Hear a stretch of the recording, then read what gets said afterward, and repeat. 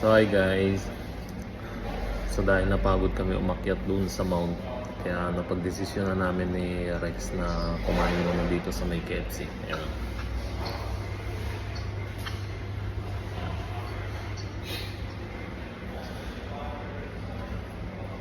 So inaantay lang namin yung aming order. Papakita namin sa inyo kung ano yung mga in-order namin na pagkain, which is medyo mahal pero worth it naman kasi masarap siya.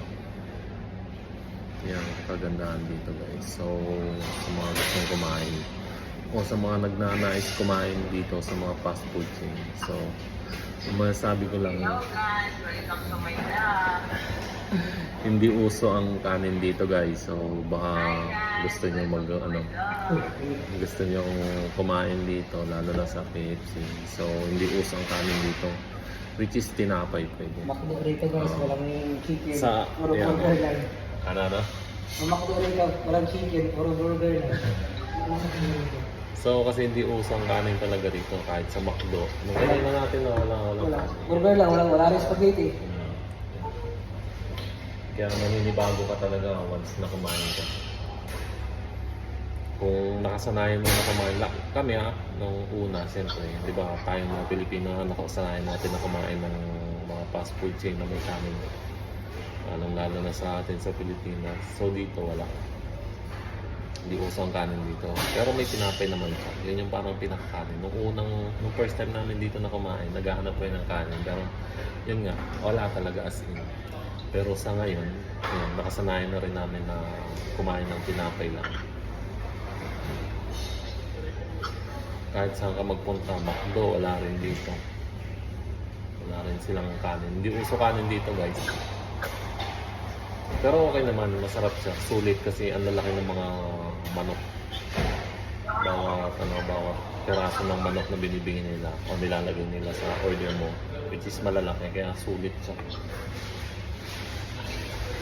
Ayan yung in-order ni Pare Rex. Ayan. May burger siya. Tapos may fries, tsaka chicken. So ako naman, 3 pirasong rice, tapos may burger. Kasi ito yung sinasabi ko sa inyo, tinapay. Tapos with chocolate. Sa ewan ko nung tawag dito. Coleslaw. Tapos drinks. Yan. So yung halaga ng in-order namin guys, ito $18 bawat isa. Worth it naman kasi marami talaga siya. Yung chicken niya, sinasabi ko sa inyo, chicken niya. So $18 siya. Ito, para siyang kay Pare Rex. Same lang kami ng presyo, $18. Which is, ang pagkakaiba lang yun, may burger sa kanya. Ako coleslaw, chocolate, tapos yan, chicken, coke. Kaya yun, titikman natin guys. Medyo mainit siya. Baby, kain.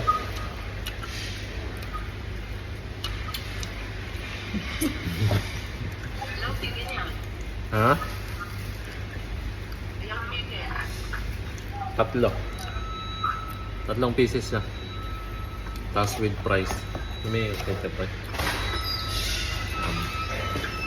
Malalaki guys yung anong price nila.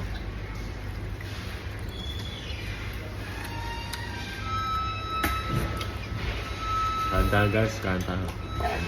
Pagod ka guys. Nangangatog na ba yung tuhod mo? Parehas kami ni Pare Rex, nangangatog na yung tuhod.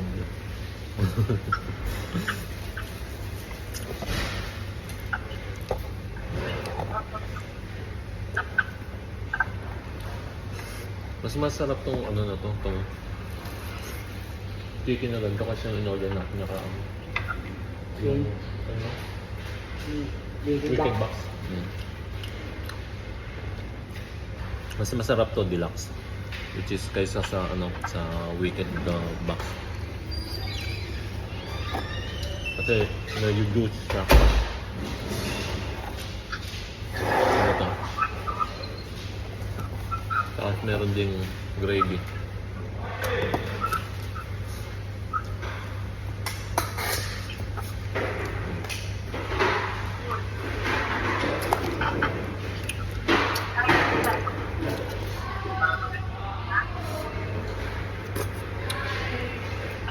Gravy. Gravy siya na hinalo na sa mashed potato.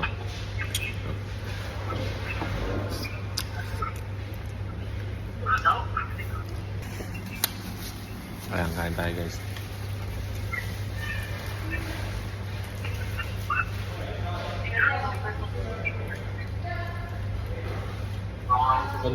Pag yung in-order natin yung tigpo $45, ang dami na rin. Yung $43, yung 10 pieces. Oh. Kaso puro chicken yun. Pwede rin yun. 10 chicken. Sulit pa rin.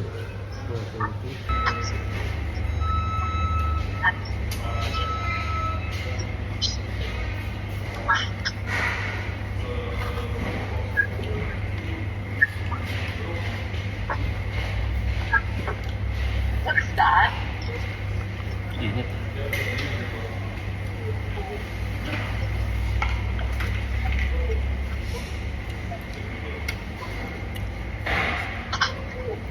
Ito yung coleslaw. Medyo maasim-asim siya.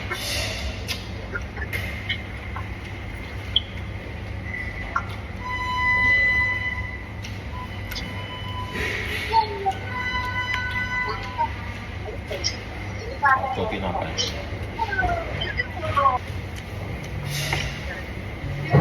Laki ng chicken.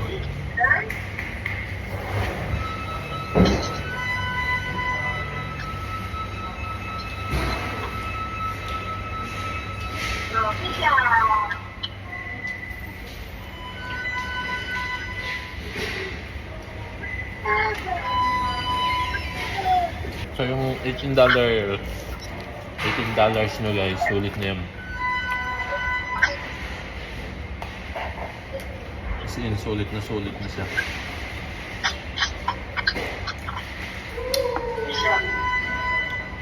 Kasi imagine mo.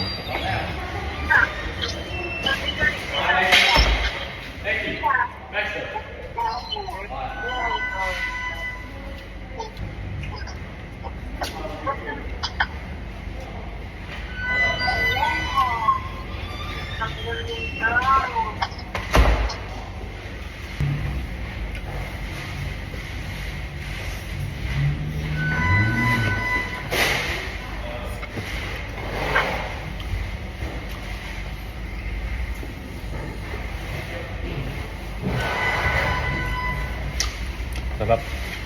Wala na siya. Sarap. Juicy.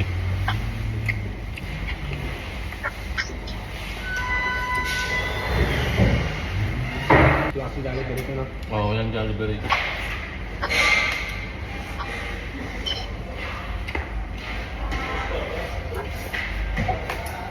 Sir. Sir. Pag dumating yung supervisor namin, ayun o, yan nakakulay ko na. Yan yung supervisor namin sa court. Yan. No. Guys, sobrang bait nito. Sobrang bait. Supervisor namin yan. Wala akong masabi dyan.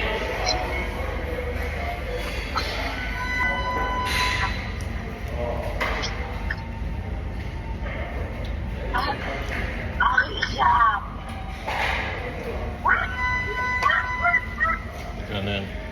Si sobrang bait ng tao niya. Sabay yan. Yun tayo. Salamat. Salamat.